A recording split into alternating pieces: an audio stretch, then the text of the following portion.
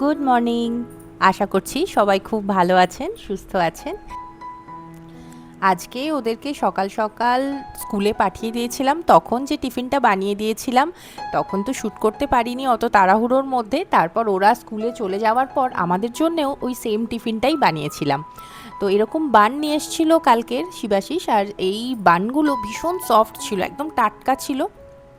তো আমি কালকেরই কিছু আলু সেদ্ধ করে রেখে দিয়েছিলাম, তো তারপরে সেই আলুগুলোকে খুব ভালো করে মেখে নিয়ে তার সাথে একটু চাট মশলা, একটু পেঁয়াজ ভাজা, একটু গোলমরিচ, একটু নুন, এই সমস্ত কিছু দিয়ে খুব সুন্দর করে মেখে একটা পুর মতন তৈরি করেছিলাম। তারপর মাখন দিয়ে বানগুলো মাঝখান থেকে কেটে ভালো করে সেঁকে নিয়েছিলাম। তারপর ওপর থেকে ওই আলুর পুরগুলো দিয়ে আবারও ওপর থেকে আরেকটা বান এরকম চাপা দিয়ে খুব সুন্দর করে এদিক ওদিক ভালো করে মাখন দিয়ে সেঁকে নিয়েছিলাম। ওদেরকে তো এই টিফিনটা দিয়েইছি, আর আমাদের জন্যও এই সেমভাবেই বানিয়ে নিলাম। খেতে না ভীষণ ভালো হয়েছিল। আর এরকম টাটকা বান যখন পাবেন বাজারে, তো এরকম করে একবার বানিয়ে দেখবেন। আমি মাঝে মধ্যে এরকম আলুর পুরের জায়গায় আবার এটার সাথে একটু করে ওই গাজর গ্রেট করে দিয়ে দিই, একটু ক্যাপসিকাম কুচি দিয়ে দিই, বিনস কুচি দিয়ে দিই, তো তাতেও কিন্তু আরও ভীষণ টেস্টি হয়ে যায়। আর সঙ্গে একটু সস দিয়ে দিয়েছি, তো লাগিয়ে একদম সুন্দর করে খেয়ে নেবে, পেট ভর্তি হয়ে যাবে টিফিন টাইমে। খেতে ভীষণ ভালো হয়েছিল। আর তার সাথে একটু চিপস দিয়েছিলাম, আর একটু চিপস ছিল তো সেটা শিবাশিসকে দিলাম। তো চলুন এখন ব্রেকফাস্টটা আগে করে নিই।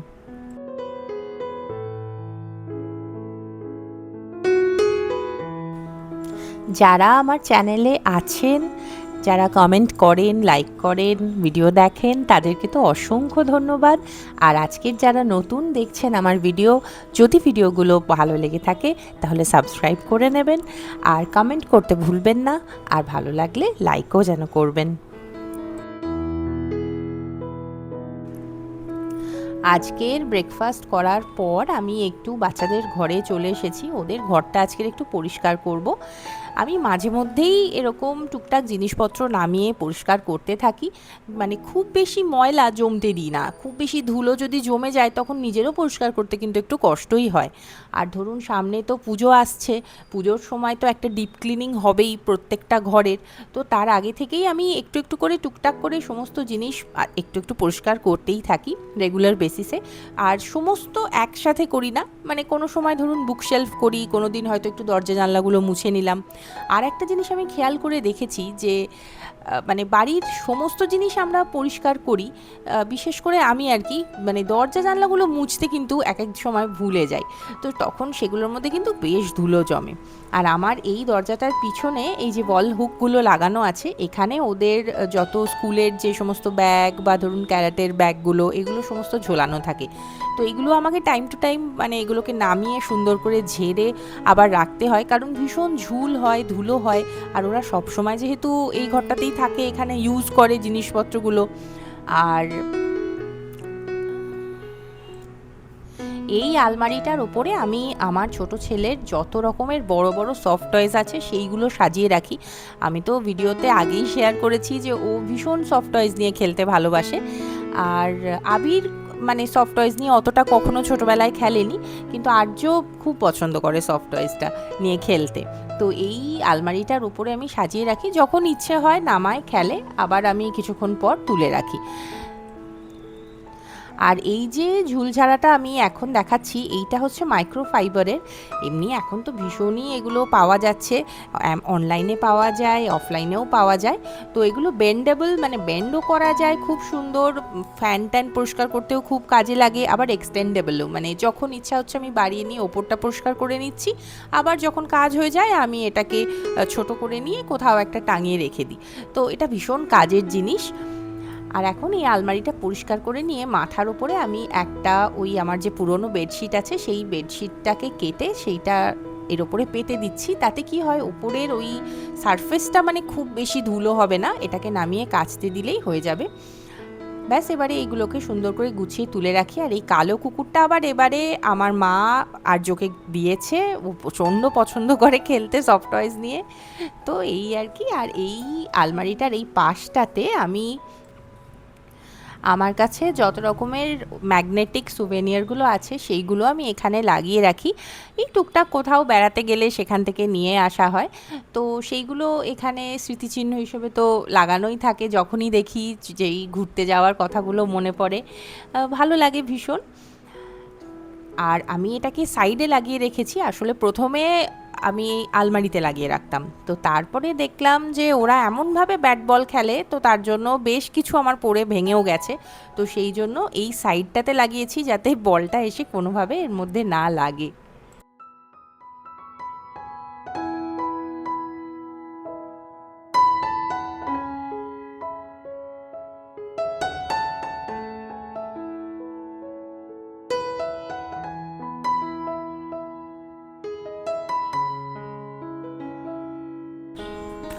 বাইরে আকাশ কি বলছে শুনুন, কি প্রচণ্ড মেঘ করে গেছে, একদম কালো মেঘ করে গেছিল। তো সেই জন্য এই মেঘ দেখে আমার আর বিশেষ কিছু রান্না করতে কিন্তু একদমই ইচ্ছে করছিল না। তো তাই জন্য আজকে ঠিক করলাম একটু আলু ভাজা করব, আর ফ্রিজে যা আছে সেই দিয়ে আজকের একটা খিচুড়ি বানিয়ে দেবো, কারণ বৃষ্টির মধ্যে খিচুড়িটা খেতে কিন্তু ভালোই লাগে বলুন। তো সেই জন্য এখানে আলুটা ভেজে নিচ্ছি। তারপরে ফ্রিজে দেখলাম একটু কুমড়ো ছিল, তো আলু কুমড়ো পেঁয়াজ কুচি একটু আদা বাটা, তারপরে সমস্ত কিছু ওগুলো ভেজে নিয়ে আর যা সবজি ছিল সব দিয়ে দিয়েছিলাম। তারপরে একটু পনিরও ছিল, পনিরটাও ভালো করে ভেজে খিচুড়িতে দিয়ে দিয়েছিলাম। আর এখানে গোবিন্দভোগ চাল আর মুগ ডালটা ভালো করে ধুয়ে নিচ্ছি। এক একদিন আমি এরকম স্টকে যা আছে দেখে নিই, সেই দিয়ে একটা এরকম খিচুড়ি মতন ওয়ান পট মিল একটা বানিয়ে নিই। খেতে কিন্তু মন্দ হয় না, খেতে বেশ ভালোই লাগে বলুন। তো আমার মতন এরকম কারা কারা স্টক ক্লিয়ারেন্স রান্নাবান্না করেন আমাকে একটু জানাবেন কিন্তু, হ্যাঁ, আপনাদের কমেন্টগুলো পড়তে কিন্তু আমারও খুব ভালো লাগবে। রান্নাবান্না করে নিয়ে এখন আমি এখানকার এই তাকগুলো ভীষণ নোংরা হয়েছিল, এইখানকার এই সেকেন্ড তাকটাতে আমি যত ব্রেকফাস্টের জিনিসপত্র, মানে সকালবেলায় ধরুন যে জিনিসগুলো আমার একদম হাতের কাছে দরকার লাগে সেইগুলো রাখি, যেরকম ধরুন কমপ্ল্যান, বর্নভিটা, তারপরে মুড়ি, তারপর বিস্কুটের কৌটো, এই ধরনের বিভিন্ন জিনিস এখানে থাকে।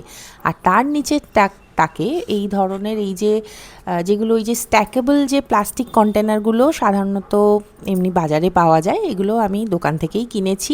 ওই একটার ভেতরে একটা ঢোকানো থাকে, তো সেই প্লাস্টিকের কন্টেনারের ভেতরে আমি যত মানে বিস্কুট স্টক করে রাখি, তারপরে ধরুন মশলা, হ্যাঁ, যেগুলো ধরুন ব্যবহার করেছি আর একটু করে রয়েছে সেই ধরনের প্যাকেটগুলো রাখি। তো এখানে এই কৌটোটার মধ্যে যেরকম আমি যত রকমের নুডলস হয়, তারপর লাচ্ছা, তারপর এক্সট্রা নুনের প্যাকেট, সুজি, এই সমস্ত জিনিস রাখি।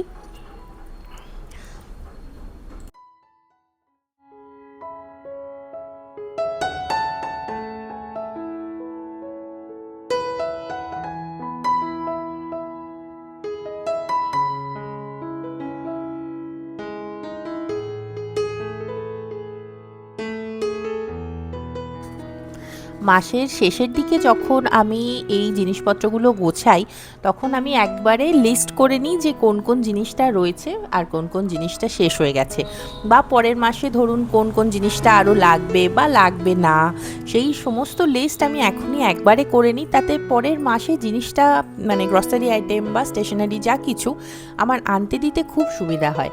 তো সেই জন্য একটা লিস্ট আমার করাই থাকে।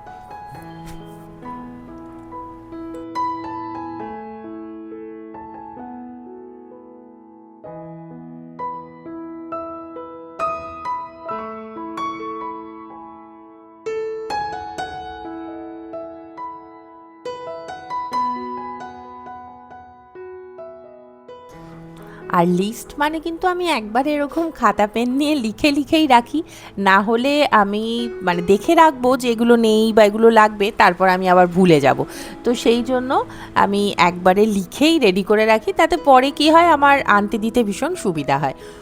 আর এখানে এই যে বড় ঢাকা দেওয়া বালতিটা, এর মধ্যে চাল থাকে, এইটাতে থাকে চিড়ে। আর তার পিছনে আরেকটা কৌটো আছে যেটার মধ্যে আমার পাখির খাবার থাকে, তো সেটাও দেখলাম এখন শেষ হয়ে গেছে, তো মানে শেষের দিকে আর কি। তো এবার সেইগুলোও আমি সমস্ত লিখে নেব, নোট ডাউন করে নেব, তাতে কি হবে পরের মাসে ঠিক মনে করে আমি আনতে দিয়ে দিতে পারবো। আমার ক্ষেত্রে আসলে অনেক সময় কি হয়, আমার কাছে হয়তো কোনো একটা আইটেম রয়েছে, হ্যাঁ, মানে রান্না করার, ধরুন কোনো একটা ডাল বা সুজি বা কিছু একটা তেল চিনি যেটাই হোক, কোনো একটা আইটেম হয়তো আমার কাছে অলরেডি স্টকে রয়েছে, কিন্তু সেটা হয়তো আমার হিসেবের মধ্যে নেই। আমি পরের মাসে হয়তো আবার নতুন করে সেই জিনিসটা আনিয়ে ফেললাম। তো বিশেষ করে এই বর্ষাকালে ডাল বা এই ধরনের জিনিসে ভীষণ প্রবলেম হয়, কারণ এই জিনিসগুলো কিন্তু একটুখানি আমি এনে কি করি, বর্ষাকালে বিশেষত আর কি, একটু এমনি শুকনো কড়াইয়ে নেড়ে রাখি, তাহলে জিনিসটা ভালো থাকে। না হলে কিন্তু বর্ষাকালে ভীষণ পরিমাণে ডালে বা আটা ময়দা এগুলোতে কিন্তু একটা পোকা হওয়ার চান্স থাকে। তো সেই জন্য মানে আমি এই লিস্টিংয়ের হ্যাবিটটা আমি করেছি আর কি।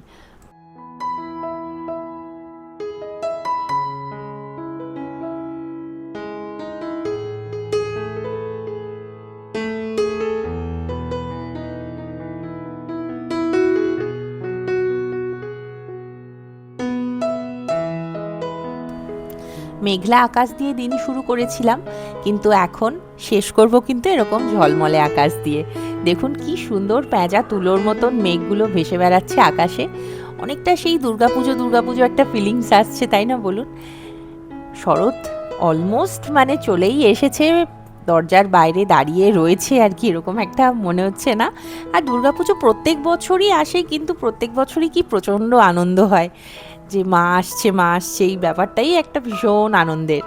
আর এই ফুলটা আপনাদেরকে দেখাই, এটাই বাইরে আমার বারান্দাতে হয়েছে। এটা যেটা হচ্ছে টেবিল গোলাপ যেগুলো, তো এই টেবিল গোলাপটা একটা বাইকালার টেবিল গোলাপ হয়েছে, মানে লাইট অরেঞ্জ আর হচ্ছে পিঙ্কের একটা মেশানো, কালারটা অসাধারণ এসছে। আবার এই সেম গাছেই কিন্তু একটা এরকম ডিপ পিঙ্ক কালারেরও হয়। তো কি সুন্দর লাগে আমার এই কালারটা। তো আস্তে আস্তে এবারে ভিডিওটা এখানেই শেষ করি, আবার দেখা হবে নতুন একটা ভিডিও নিয়ে। কেমন? খুব ভালো থাকবেন, সুস্থ থাকবেন, বাই।